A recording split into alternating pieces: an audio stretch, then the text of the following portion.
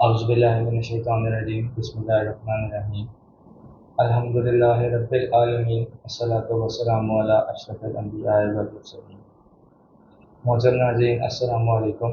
آپ دیکھ رہے ہیں سیرت لائبریری یوٹیوب چینل، جس پہ ہم کرتے ہیں رسول صلی اللہ علیہ وآلہ وسلم کی حیات پاک کے حوالے سے باتیں۔ تو آج کی نشست کی جانب بڑھتے ہیں اور چلتے ہیں اجاز صاحب کی جانب۔ جی اجاز صاحب جو ہے کیسے ٹھیک ہے۔ ابھی تک ہم رسول اللہ صلی اللہ علیہ وآلہ وسلم کے گھرانے کی بات کر چکے، ہم اس ماحول کی بات کر چکے جس میں اللہ کریم نے رسول اللہ کو اعلان نبوت کرنے کا کہا۔ ہم اس وقت موجود بتوں کی، جو بڑے بڑے بت یا امپورٹنٹ خدا تھے، ان کے عقیدے کے مطابق ان پہ بات کر چکے ہیں۔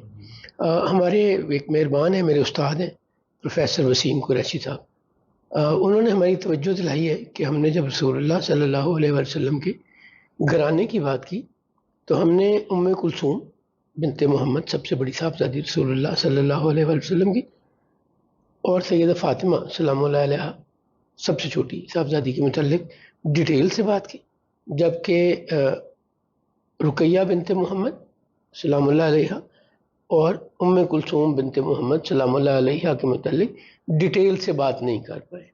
تو آج ہم ان کا بہت شکریہ، انہوں نے ہماری توجہ اس طرف دلائی۔ ام کلثوم رقیہ بڑی تھی، یعنی زینب بنت محمد سے چھوٹی تھی، اور ام کلثوم سے بڑی تھی رقیہ۔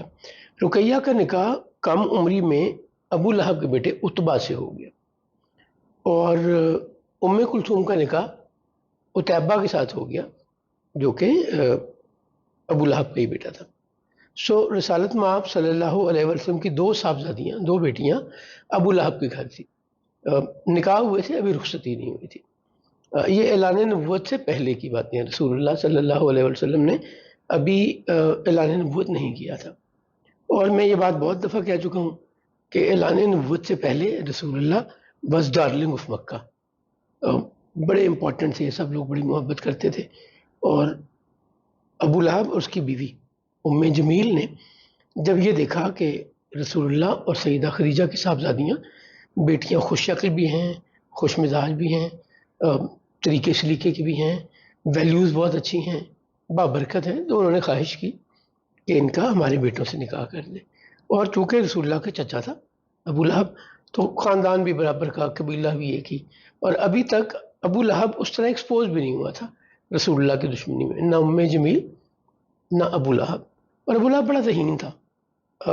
ابو لہب کا مطلب ہے حسن کا باپ، تو وہ بڑا خوبصورت بھی تھا، سرخ سفید چہرہ تھا، شکل بہت خوبصورت تھی، اپنی والدہ کا اکلوتا بیٹا تھا، یعنی رسالت میں آپ صلی اللہ علیہ وسلم کے دادا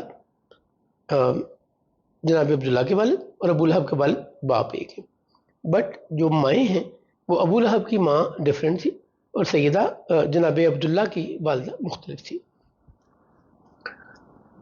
یہ رشتے طے آ گئے۔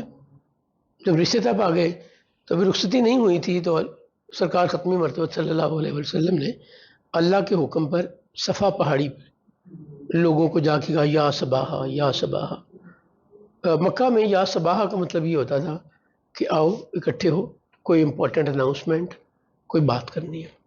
تو لوگ بڑی کشاں بھاگے چلے آتے تھے، اگر وہ خود نہیں پہنچ سکتا تھا تو وہ اپنے کسی نمائندے کو بھیج دیتا تھا تاکہ وہ اپڈیٹ ہو کہ واٹ از گوئنگ آن۔ اس میں ایک غلاموں کے متعلق اعلان ہوا کرتے تھے، کہیں لوگ اپنا حلیف بنانے کا اعلان کرتے تھے کہ آج یہ قبیلہ میرا حلیف ہے، سو اس کو اگر کوئی چھیڑے گا تو اس نے میرے قبیلے سے دشمنی کی، اس سے نہیں کی۔ اور اللہ حاصل کیا، بہت ساری چیزیں ایسی چلتی تھیں جو اس وقت کلچر اور ضرورت کے اعتبار سے موجود تھی مکہ میں۔ تو اسی نام کے تحت رسول اللہ صلی اللہ علیہ وسلم نے صفا پہاڑی پہ آپ چڑھے۔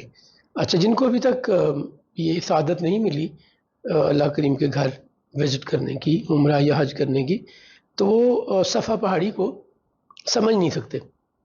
صفا پہاڑی کے ساتھ ہمارے ذہن میں آتا ہے جیسے ہمارے ناردرن ایریاز میں بہت اونچے اونچے پہاڑ ہیں، ایون کلر کہار میں بہت اونچے پہاڑ ہیں، اس کو ہماری زبان میں ٹیلا کہیے آپ، عرب ٹیلے کو بھی پہاڑ کہا کرتے تھے، پہاڑ یا پہاڑی، ٹھیک ہے۔ تو بہت بلند نہیں ہے، کچھ میٹر ہوگا، اور سرفیس بھی بڑی راک ہے، پتھر ہے بالکل، اور چڑھنا کوئی مشکل نہیں ہے، اسٹیپ نہیں ہے.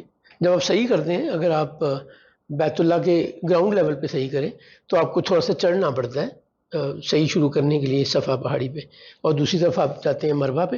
مروہ پہ تھوڑی سی اور چڑھنا پڑتا ہے، اور مروہ اور صفا کے درمیان صحیح ہوتی ہے. تو صفا پہاڑی پہ رسالت مآب صلی اللہ علیہ وسلم، یہ میں بات اس لیے کر رہا ہوں کہ لوگ سوچیں کہ بہت اونچی پہاڑی تھی تو نیچے آواز کیسے آتی تھی. اگر پہاڑی بہت اونچی ہو تو بہت اونچی نہیں تھی. اب شاید ہمارے گھروں کا 1 فلور اتنا اونچا ہے صفا پہاڑی، یا 1.5 فلور تک 12-15 فٹ سے زیادہ آج موجود نہیں ہے، اور اس وقت بھی کوئی بڑی پہاڑی نہیں تھی. تو سرکار نے وہاں جا کے یا صباحا یا صباحا کہنا شروع کیے، لوگ اکٹھے ہو گئے. ان میں ابو لہب بھی تھا. تو رسالت مآب صلی اللہ علیہ وسلم نے، عرب میں ایک اور رواج تھا، کوئی اہم بات کرنے سے پہلے اپنی کریڈیبلٹی لوگوں کو بتایا کرتے تھے. کیا تم میری بات کا یقین کرتے ہو؟ کیا میں تمہارے درمیان سچ بولتا ہوں؟ کیا میں فلانے کا بیٹا نہیں ہوں؟ کیا میں فلانے کا پوتا نہیں ہوں؟ کیا ہمارے خاندان کی باپ دادے کی یہ عزت اور اچیومنٹ نہیں ہے؟ یہ مطلب یہ عرب میں لوگ اپنی بات کو معتبر بنانے کے لیے اپنا نسب، اپنی کریڈیبلٹی، اپنی اچیومنٹ، یاد ہے ہم نے اس جنگ میں اس قبیلے کی مدد کی تھی، یاد ہے جب قحط پڑا تھا تو میرے باپ دادا نے یہ کیا تھا، میں نے یہ کیا تھا. تو کریڈیبلٹی پہلے لوگوں کو سناتے تھے، اور صرف سناتے نہیں تھے، کانفرمیشن لیتے تھے، جواب کا انتظار بھی کرتے تھے. مطلب میں کہہ رہا ہوں کہ میں بہت بڑا ہوں، اچھا ہوں، میرے سامنے کھڑے لوگ کوئی ہاں نہ نہیں کر رہے، تو عرب میں لوگ جواب بھی دیا کرتے تھے. تو یہ بڑی نارمل سی بات تھی عرب میں، ان کے کلچر میں یہ.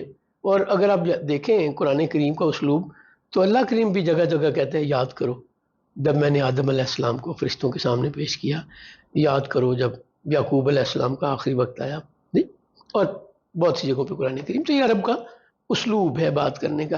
تو سرکار ختم مرتبہ وہاں کہتے ہیں کہ کیا میں تمہارے درمیان ایک عمر نہیں گزار چکا؟ اچھا، اس پہ ہم بات پہلے پورا سیشن کر چکے ہیں کہ اللہ کریم نے 40 سال کی عمر میں رسول اللہ صلی اللہ علیہ وسلم کو اعلان نبوت کرنے کے کہا. تو اس کی حکمت کیا تھی؟ بہت بڑی حکمت یہ تھی کہ 40 سال کا کیریکٹر دکھایا، اپنی زندگی سے گواہی دلوائی لوگوں کو کہ کیا میں 40 سال میں نے کبھی جھوٹ بولا؟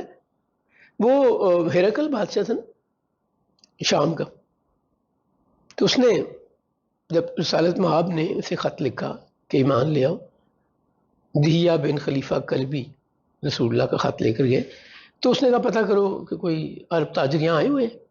اس وقت بیت المقدس کو ایلیا کہا جاتا تھا، تو اپنی ایک منت پوری کرنے کے لیے ایلیا آیا ہوا تھا ہیرکل. تو یہ لوگ بھی بیت المقدس میں پھر رہے تھے، یہ تجارتی قافلے کے ساتھ گئے ہوئے تھے، بلا لیا گیا، بٹھایا گیا. وہ ایک ڈیٹیل ہے جو ہم مدنی زندگی میں جب آئیں گے تو بات کریں گے.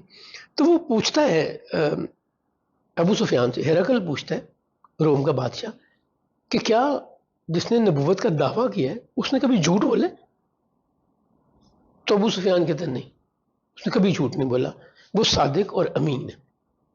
اچھا، جتنے محبت سے ہم سرکار کا نام لیتے ہیں وہ ایسے نام لیتے تھے جیسے ان کے کلچر میں ایک دوسرے کا نام لیتے تھے.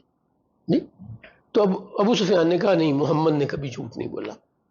نہیں، تو یہاں پہ ہیرکل نے اتنی خوبصورت بات کی جو ہمارے سمجھنے کی ہے. ہیرکل کہتا ہے کہ جو شخص بندوں کے ساتھ جھوٹ نہیں بولتا، کیا وہ اللہ کے ساتھ جھوٹ بولے گا؟ یعنی کتنا بڑا لٹمس ٹیسٹ ہے، فلٹر ہے کہ ایک بندہ عام لوگوں سے، اپنے بہن بھائیوں سے، عزیزوں سے، رشتہ داروں سے، معاشرے کے لوگوں سے، ہمسایوں سے جھوٹ نہیں بولتا، تو اللہ سے کیوں جھوٹ بولے گا؟ نہیں، سو یہ بڑی ٹیسٹیفیکیشن تھی ہیرکل کی رسول اللہ کے لیے. سو سرکار ختم مرتبہ صلی اللہ علیہ وسلم نے یہ اپنی کریڈیبلٹی ان کو بتانے کے بعد کہ میں عبداللہ کا بیٹا ہوں، عبد المطلب کا پوتا ہوں، ہاشم کا پڑپوتا ہوں، میں تمہارے سامنے 40 سال کی عمر گزار چکا ہوں. اور دوسرے 40 سال کی جو حکمت ہے وہ یہ کہ عرب سمجھتے تھے کہ 40 سال میں آ کے انسان پرفیکٹ ہو جاتا ہے اپنے کیریکٹر میں، اپنی کریڈیبلٹی میں، اپنی عادات میں، اچیومنٹ میں، میچورٹی میں. یعنی جو عقل سمجھ دانائی اسے آنی ہے 40 سال کی عمر تک آ چکی ہوتی ہے. تو رسالت مآب صلی اللہ علیہ وسلم نے 40 سال گنوائے بھی اور اگلی بات کہی. اچھا، یہ بتاؤ کہ اگر میں کہوں صفا پہاڑی کے پیچھے سے دشمن کی فوج حملہ کرنے آ رہی ہے تو کیا تم یقین کرو گے؟ تو سب نے جواب دیا کیوں نہیں یقین کریں گے، آپ نے کبھی جھوٹ بولا ہی نہیں، آپ تو صادق ہیں، امین ہیں۔ پہلے تو یہ ٹائٹل ارن کرنا کتنا مشکل ہے کہ آپ کے پورے کا پورا معاشرہ، پورے سارے کے سارے قبیلے، جہاں قبائلی عصبیت بھی ہے، ہر قبیلہ سمجھتا کہ ہم سے بڑھ کر کوئی نہیں ہے، ہم سپریم ٹرائب ہیں، ہم بلو بلڈ ہیں، اور دوسرے قبیلے کو چھوٹا سمجھتے ہیں۔ تو اس معاشرے میں رسالت مآب صلی اللہ علیہ وسلم کا یہ ٹائٹل گین کر لینا کہ محمد بن عبداللہ صلی اللہ علیہ وآلہ وسلم صادق ہیں، سچ بولتے ہیں۔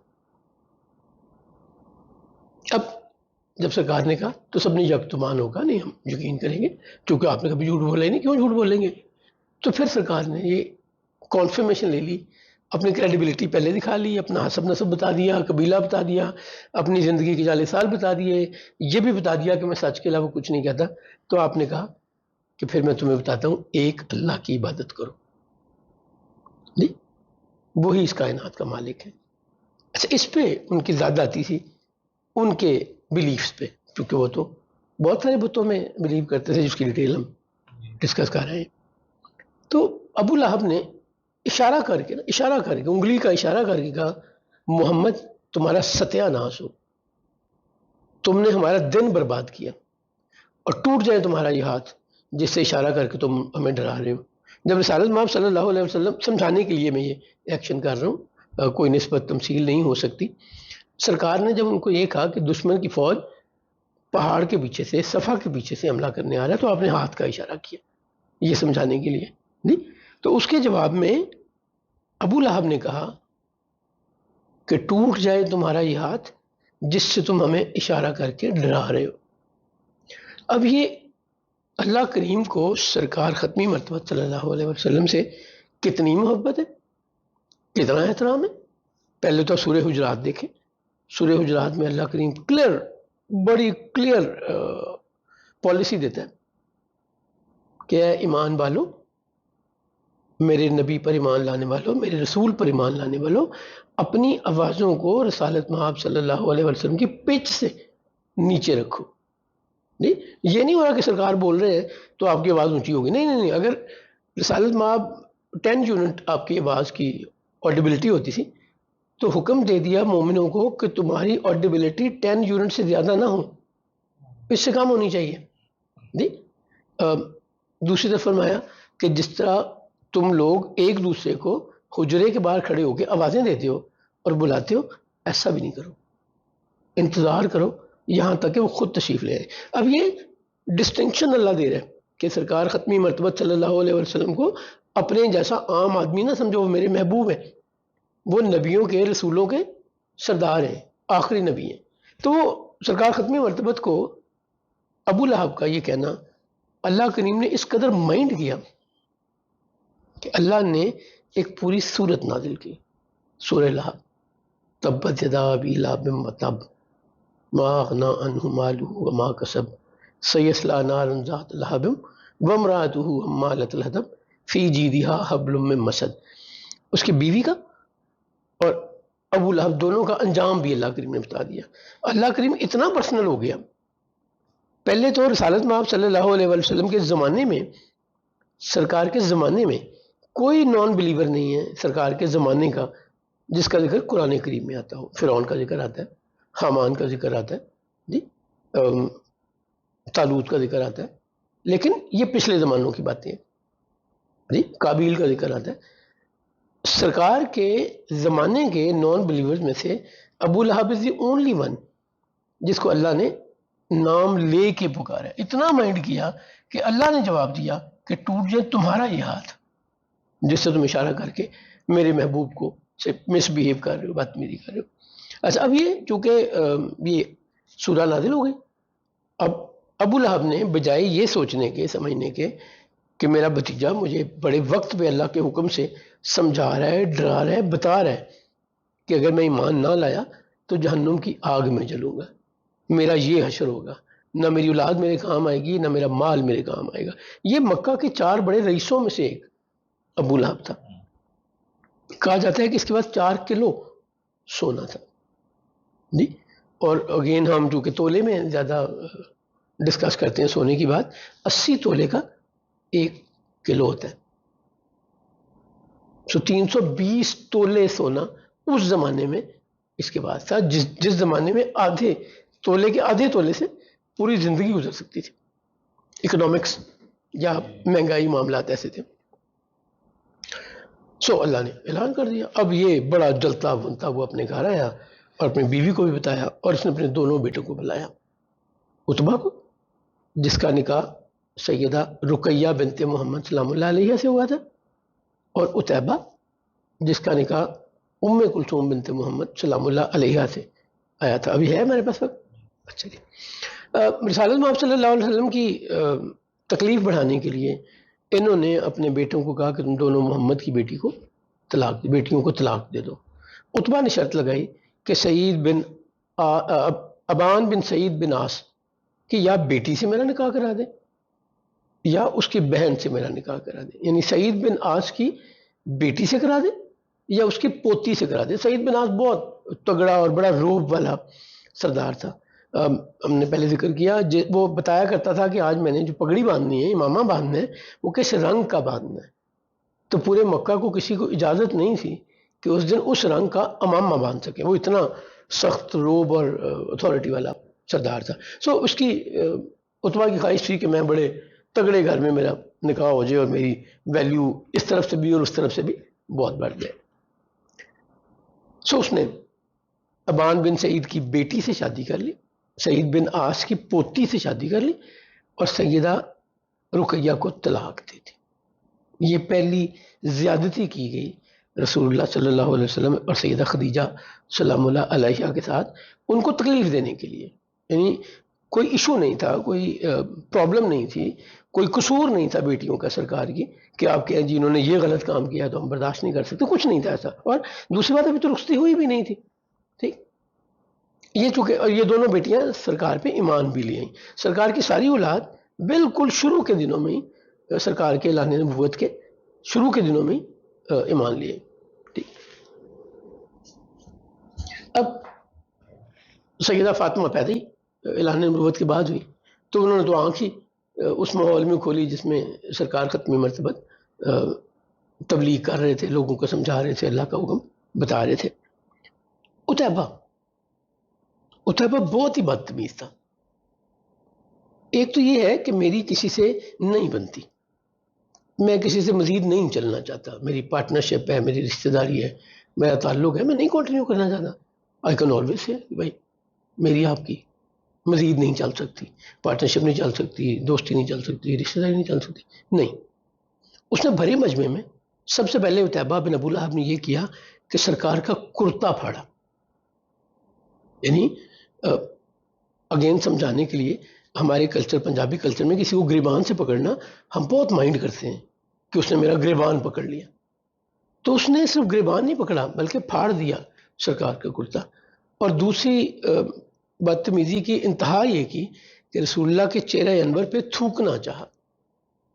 نہیں، اور بہت بدتمیزی والی ٹون میں بات کرتے ہوئے کہا کہ میں نہیں مانتا تمہیں، تم نبی بنے پھرتے ہو اور میں نے تمہاری بیٹی کو ڈیورس دی. یعنی جتنی معیوب، جتنے برے انداز میں اپنی طرف سے وہ رسالت مآب صلی اللہ علیہ وسلم کو تکلیف بھی دے رہے ہیں اور معاشرے میں بھی ان کے لیے بری سچویشن بنا رہے ہیں کہ لوگ کہیں یار وہ دیکھو کتنا برا ہوا اس کے ساتھ، یا کتنی غلط باتیں اس کو کی گئی. اب جس کی شان اللہ کریم بڑھا رہا ہے، جو ورفعنا لک ذکرک اور وللآخرۃ خیر لک من الاولی، محبوب ہر آنے والی گھڑی آپ کے لیے پچھلی گھڑی سے بہتر ہے، اور ہم نے آپ کا ورفعنا لک ذکرک، ہم نے آپ کا ذکر بلند کر دیا، تو اس کو کیا کمی آئے گی. عتیبہ نے یہ کرتے ہوئے پبلکلی طلاق دی اور آگے رسالت مآب صلی اللہ علیہ وسلم کو بھی اس بات کا بہت ہی رنج. آپ نے اللہ کریم سے دعا کی، میرے مالک اپنے کتوں میں سے ایک کتا عتیبہ پر بھیج دے، فکس کر دے، ڈیوٹی لگا دے. نہیں، اچھا، اب یہ سارے مکہ کو پتا تھا کہ رسالت مآب صلی اللہ علیہ وسلم جو بات کرتے ہیں نا وہ پوری ہو جاتی ہے. وہ آج سے نہیں, وہ تو 40 سال سے دیکھ رہے ہیں نا. سرکار was not unknown to them, he was not alien, he did not migrate from somewhere to Mecca, he was born there, he lived all his life. So لوگ ان کو, ان کے باو اجداد کو, پورے خاندان کو بہت اچھی طرح جانتے تھے. سرکار کی پھوپھی عاتقہ بنت عبد المطلب, آپ کے پھوپھیوں میں سے ایک پھوپھی, عاتقہ کے خواب بڑے سچے ہوا کرتے تھے, اور وہ جو پروفیسی یا کوئی پیشین گوئی کرتی تھی وہ پوری ہو جایا کرتی تھی. سو صرف سرکار نہیں, اللہ نے اس گھر پہ رحمت کی ہوئی تھی. سرکار تو ان سب کی رحمتوں کا ہائٹ ہے نا. جتنی رحمتیں اللہ کریم نے اپنے محبوب پہ کی اور انہیں رحمت للعالمین ڈکلیئر کیا, کسی اور کو رسول اللہ نے نہیں, میچ نہیں کرتا. تو آج کے لیے ہم یہاں اپنی بات کو روکتے ہیں, انشاءاللہ یہیں سے ہم اگلے سیشن میں بات کریں گے. جی ناظرین, یہ تھی ہماری آج کی نشست. آپ سے ملیں گے اگلی نشست میں, تب تک کے لیے اللہ حافظ.